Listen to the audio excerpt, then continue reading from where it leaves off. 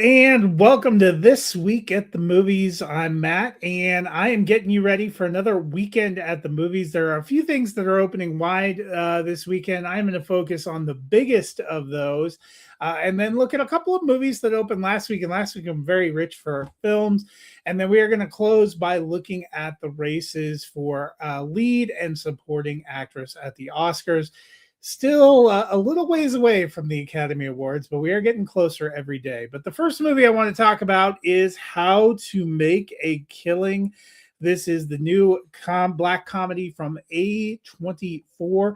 It comes from writer-director John Patton Ford, and he gave us Emily the Criminal a couple of years ago. I really enjoyed that. This one loosely adapted from a 1949 British film.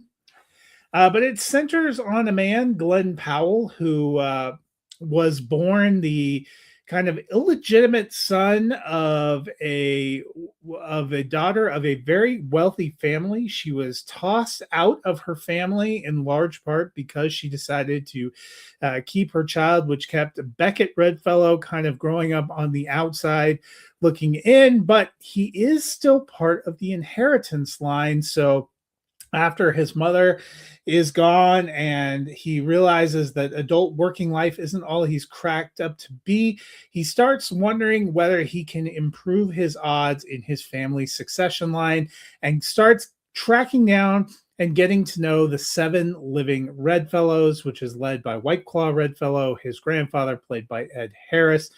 Along the way, an old high school friend, played by Margaret Qualley, comes back into his life in an unexpected way, sort of inspires his mission, and then keeps popping up. He also finds somebody that he falls in love with, a girl named Ruth, played by Jessica Henwick. But that's kind of mid-mission. He also ends up finding a job in the family business with his uncle, played by Bill Camp, who actually turns out to be nicer and more of a generous person than Redfellow is expecting. And so he begins to wonder, would that life be enough, or should he continue this mission? Powell does a nice job in the lead role. This has a really fun cast, a lot of different people in here. Zach Woods pops up, Topher Grace, as I mentioned, Bill Camp. I enjoyed Jessica Henwick here too. The kind of climactic scene with Ed Harris works pretty well. There are some fun twists. It starts out, you kind of have a feeling you know where this is going, but there are some twists at the end that reset things. But my favorite part of this movie was Margaret Qualley. She is so good at delivering these lines, and the way that she pops up in this role, I had a lot of fun. This one is a little bit devilish. I'm giving it a thumbs up. I think it is worth checking out. It definitely is funny at times. It's a little unexpected at times. Glenn Powell stays winning kind of in this lead role. I liked the cast as a whole, but Margaret Qualley honestly would have been enough for me to get there. She's been so good in some of these offbeat kind of crime dramas, and in some ways, the arc of the narrative here reminded me a little bit of Coen Brothers films, and we've seen Qualley in some Coen adjacent films, not with the brothers, but with one of the brothers. That has been a lot of fun. Honey Don't, a movie that I wanted to like, and I liked her character and I liked all of her delivery. This feels like that kind of a similar character and delivery in service of a story that's a little bit better and a little bit more engaging. I had fun with this one. Definitely a little unexpected, probably a little offbeat. There are a few things that open wide this weekend. I can only imagine 2. The sequel follow-up following Bart Milad's life. Psycho Killer, yet another hardcore slasher film, also opens wider this week. But How to Make a Killing, I think probably the best of the new releases, the one that I would recommend checking out. But last weekend, we were overloaded with new releases. I talked about Crime 101. Good Luck, Have Fun, Don't Die, and we talked Wuthering Heights. Those are probably the biggest, but there were other movies that opened last weekend, including a big animated film, and that is the movie Goat. This one comes from producer Stephen Curry, who actually is also a voice actor here. It is set in a world populated all by animals. One of which is a goat named Will, played by Caleb McLaughlin, who just dreams of playing Rollerball, which is this world's kind of offshoot of the NBA and basketball. He idolizes his favorite player on his favorite team, Jet Fillmore, voiced by Gabrielle Union, favorite player, the Thorns. But he, as a goat, is too small, deemed kind of too small to be able to make it in this world, but he still dreams, works really hard. Through a circumstance of events, he ends up getting to challenge one of the big players in the league. Main attraction, a giant horse, was voiced by Aaron Pierre. He doesn't win that one-on-one, but he holds up well enough that he ends up getting a deal from the Thorns owner, voiced by Jennifer Lewis, who is looking to parlay a publicity stunt into something more. He ends up playing alongside Jet Fillmore. They rub shoulders, or they rub each other the wrong way at first, but eventually, you know where this is going. This falls into a lot of the same tropes that we see in sports movies, but those tropes continue to come up, and they work for a reason. And I thought they worked reasonably well here. I'm giving this one a mild thumbs up. I think this will be some family-friendly entertainment. It's interesting that they launched it in wide release last weekend opposite the NBA All-Star Game, because you would think maybe the crossover of those fan bases, I don't know if it would totally work. David Harbour, Nick Kroll, Patton Oswalt, Jennifer Hudson, Sherry Cola, Nicola Coughlan, among a very talented and deep voice cast. As I mentioned, Stephen Curry voices one of the players on the team too. I really liked McLaughlin. You would probably recognize him if you saw his actual face and not his goat character, because he was part of the ensemble in Stranger Things. I think he does a nice job. I enjoyed Gabrielle Union as Jet Fillmore too. This one fun. It was visually interesting. I like the way they created the worlds and the different teams and the courts. So, as I said, mild thumbs up. That's also going to be a bit of family-friendly entertainment. Another comedy that went wide last week is Nirvana, the band, the show, the movie, and that is a complex title. And this is one that has a complex history. It comes from Matt Johnson and Jay McCarroll.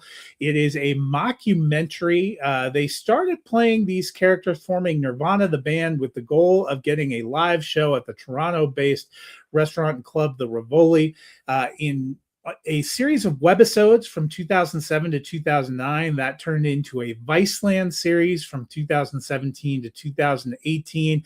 And now it is the movie that kind of accompanies this, caps the story, sends it off. It is a big epic production. The guys are playing loose versions of themselves, friends, aspiring musicians. They're trying to drum up enough publicity that they will themselves into a show at the Rivoli, even though they've never really recorded an album or actually called the venue and tried to get themselves booked or any of the conventional things you would think of.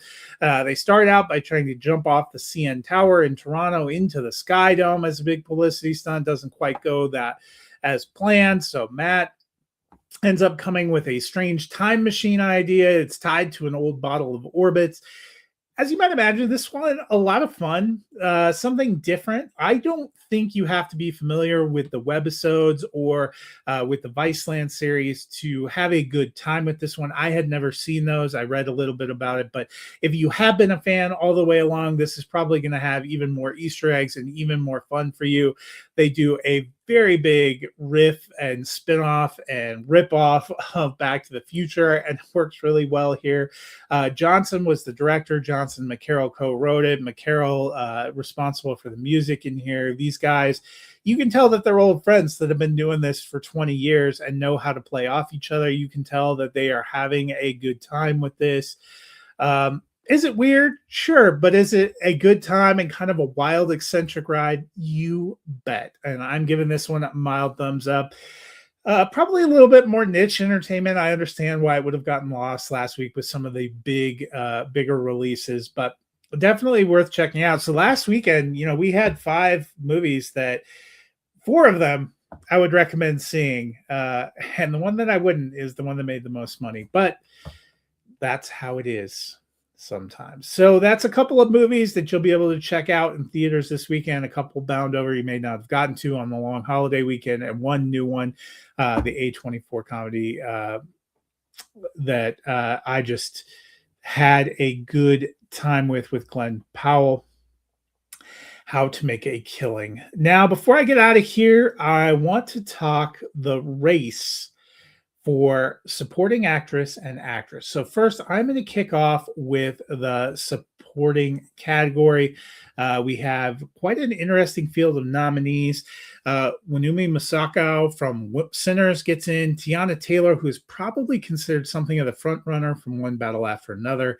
Amy Madigan, who was honestly the best part of a movie I liked a lot in Weapons. And then two actresses from Sentimental Value, Elle Fanning making it in as kind of the American actress on the periphery, and Inga Ibsodder-Lillius, who plays one of Stellan Skarsgård's daughters there. This is a tough category for me. A lot of times when you have two from the same movie, they end up splitting votes, and it really diminishes their chance to win. Amy Madigan would be an interesting story. Wunmi Mosaku, obviously Sinners, had the most nominations. Tiana Taylor comes in as a front runner. You could make a really good case for any of these five, and I don't think there is a bad pick here. I will say Taylor was not my favorite part of One Battle After Another, and wouldn't actually have been the actress from that film that I would have chosen to recognize. So it's been interesting to me that she's gained so much momentum this award season. I understand the plaudits for her performance and why she's kind of in there. But if it was me, look, I loved what Madigan did. I thought that was harrowing. A very interesting performance. Wunmi Mosaku was very high up there for me. I would love to see her win. I would love to see Sinners get recognized in as many places as makes sense. But for me, it's actually Inga Ibsodder-Lillius. She was my number one in this category. For me personally, coming into award seasons, that's the way I voted in ballots that I cast and in nomination ballots I cast. She was simply fantastic. Sentimental Value was a movie I maybe liked more than most average critics. I loved her performance. And actually going through this discussion this week where we're looking at actresses, that's where I would love to see the movie honored and rewarded. Do I think it's going to happen? I don't know. It feels like a little bit of a long shot that anyone from Sentimental Value goes in this category simply because there's potential for splitting the votes. And Elle Fanning was wonderful. She would probably be my fifth choice in this category. Not to take anything away. Again, I said you could make a case for all of them. I think Tiana Taylor probably ends up being the winner. If it was me and I was voting from my heart, it would be Inga Ibsodder-Lillius. And this may be just another encouragement. Go see Sentimental Value, people. Let's talk about the lead actress category. And this is another one that is loaded that I think you could make a case probably for all of the performers.